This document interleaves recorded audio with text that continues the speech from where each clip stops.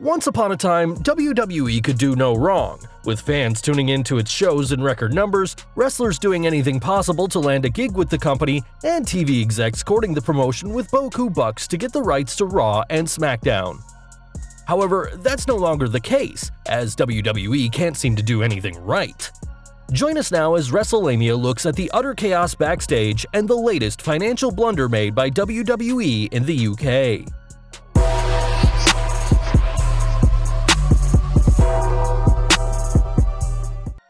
Complete and utter chaos.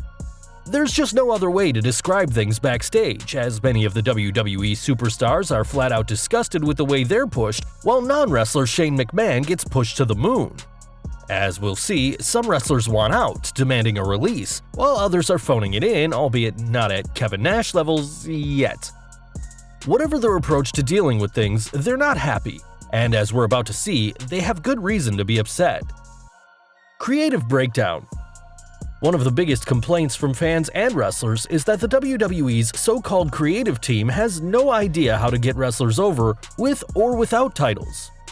Rumor has it that WWE's writers have completely ignored some of its titles, angering the title holders. For example, Brad Shepard recently spoke with someone in WWE who called everything a mess at the moment. They said the women's tag team titles might as well be defunct because they're hardly ever brought up in meetings. Daniel Bryan and Eric Rowan are pissed because they've been in a standstill. Bryan and Rowan's displeasure may be the reason WWE set up a match between them and Heavy Machinery for Stomping Grounds. While fans rightfully point to the WWE's wretched ratings as evidence of the company's creative breakdown, Stomping Ground is another example of how bad things have become. As seems typical for the WWE, there are a number of reasons being cited for the show's woeful response from the fans. I asked the same source what the company felt was the cause for low ticket sales to #WWE Stomping Grounds, and was told they believe it's due to a lack of proper build because of Super Showdown and fans saving to make the trip to Canada for SummerSlam and NXT TakeOver. The source further elaborated that there has been a total lack of planning behind the scenes going into Stomping Grounds, even noting employers were getting yelled at. They asked if I knew how bad you would have to fuck up for pay-per-view ticket sales to be this low. According to a source in WWE, Stomping Grounds is the lowest sale for any special event since Starrcade on November 25, 2018. Some are hoping that Stomping Grounds will provide a chance for WWE to start over, as producers/agents wanted this weekend to provide a clean slate. No surprise, as word has it, there's been a lot of AEW chatter since Double or Nothing among the superstars. With ticket sales down, ratings down, and WWE employees desperately trying to fix things and keep their jobs, how are the WWE superstars reacting? Lost in love. Some superstars are focusing more on their romantic relationships than their storylines in the ring. While it's wrong to say that any of these superstars are ignoring their wrestling obligations, their focus seems to be on the relationships. In fact, it seems as if everyone within the WWE is dating someone else in the WWE, as seen with WWE superstar Carmella and alleged WWE announcer Corey Graves recently announcing their first public photo as a couple. As for superstars focusing on their romantic relationships, Pro Sport Extra's Brad Shepard noted, "The source noted Roman and Drew are very interested in putting on a memorable feud, but everyone else seems to be lacking in the morale department right now. They said Becky Lynch and Seth Rollins and Charlotte and Andrade are too invested in their relationships right now to care." That's one way to stay happy, but by no means the only way superstars are coping with the WWE's carnival of chaos. Phoning it in. Some superstars are choosing to go into cruise control mode, putting on passable performances while cashing a fat paycheck.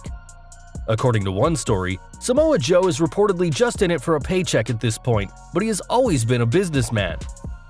While this is better than sitting at home or putting on subpar performances, it can still be damaging to the promotion if the talent are doing nothing to energize the fans or their fellow superstars.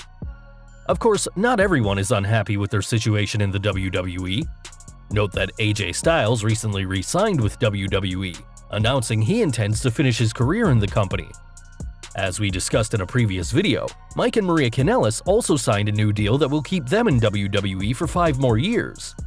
Mojo Rawley also reportedly signed a new multi-year deal with the company. Still, barring a miraculous turn of events, Mr. and Mrs. Kanellis and Mojo Rawley aren't the WWE's main event saviors. "I'm a WWE superstar, get me out of here." And then there are the WWE superstars looking for a way out of their contract or making it clear that while they're in WWE right now, they'll be packing their bags as soon as their contract ends. According to some reports, superstars who have titles are still reportedly being crybabies backstage. It wouldn't surprise many if the Revival are among the crybaby champions, as they've repeatedly stated they're leaving WWE when their deals end in 2020. Others, such as Sasha Banks and Luke Harper, still seem to want out, but WWE is standing firm, well aware that the success of All Elite Wrestling's Double or Nothing led to many superstars contacting AEW about future jobs. A major money mistake. Vince McMahon prides himself on being a smart businessman, having built WWE up into the world's #1 wrestling promotion. While Wrestlelamia would like to take the easy way out and point to Vince's past debacles such as the World Bodybuilding Federation and the XFL. For more on these McMahon disasters, check out our Behind the Titantron videos on each subject. Let's take a look at WWE's new TV deal in the United Kingdom. Recently, BT Sports announced that it had acquired the rights to WWE programming.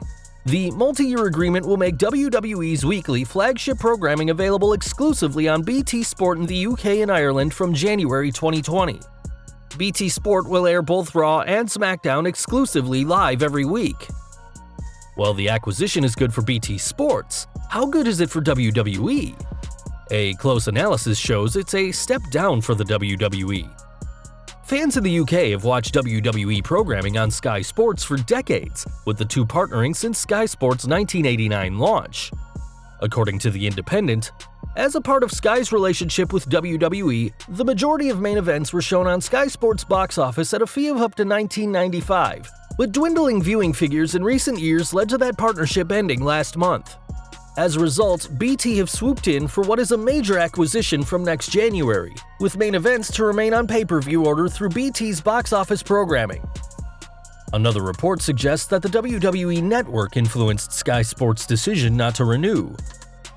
The move comes amid suggestions that Sky had grown frustrated with WWE showing its pay-per-views on the company's online subscription service, the WWE Network. A subscription to the network costs just $9.99 a month, whereas Sky charged around £20 per pay-per-view, leading to unhappiness and a decision to spend big on the product had waned. Dave Meltzer provided some insight into the move that reinforces the idea that WWE's arrogant attitude toward longtime clients influenced Sky Sports dumping the WWE along with declining ratings. The key items were that ratings for all WWE programming had dropped greatly in recent years, with declines far more severe than in the US and Canada, the WWE starting the WWE Network without informing Sky, and then leading to a delay in launching the network in the UK, and an issue where Sky objected to WWE airing WWE Main Event live on Tuesday nights at 7 p.m. Eastern on the WWE Network, which meant it aired on the network before it aired on Sky, thus undercutting Sky's television deal. This story ended with WWE not airing Main Event live. BT Sports was eager to sign the deal, but it's not as good as it looks, particularly for the WWE. While we don't know the financial details yet, the WWE will be airing its programming on a network with 1/4 the audience size of Sky Sports, with the Wrestling Observer's Dave Meltzer arguing the deal does weaken the WWE's television situation since Sky is currently in 8.56 million homes and BT is in 2.19 million homes. To make matters worse, All Elite Wrestling is airing on ITV, which means excellent exposure for the new company. And as Meltzer notes, ITV4 would be available in nearly 27 million homes. The WWE's move from Sky to BT is problematic for WWE's UK market, as WWE going to BT Sports and AEW airing on ITV has major repercussions because AEW would have a far superior television outlet as far as reach goes, and what has been the second biggest revenue-producing company for WWE behind the US. There is talk that the WWE will be getting a huge rights fee increase from India, and if so, even with very little live event, network, or merchandise revenue in India, the television revenue alone is expected to make India the #2 market starting in 2020. According to Meltzer, the WWE is poised to make a huge TV deal in India, transforming the country into its #2 market besides the United States. The UK is currently WWE's #2 market. Nonetheless, WWE should be concerned that it can only reach a quarter of its previous audience, while its competitor AEW has the potential to reach many more viewers. The missing piece in this puzzle is the financial payment between WWE and BT Sports. If WWE is getting the same money as Sky Sports paid them, it has to be seen as a terrible move. Even if BT Sports is paying big bucks to the WWE, it's another case of WWE sacrificing long-term growth for short-term growth. The WWE could lose many of its existing viewers, and AEW has a bigger potential audience. Well guys, there you have it, the latest on the complete chaos in the WWE dressing room and the massive media mistake by the WWE. Do you think there's any way for WWE to get back on track at Stomping Grounds? Also, what do you think of WWE's move from Sky Sports to BT Sports? Be sure to leave these and other comments as well.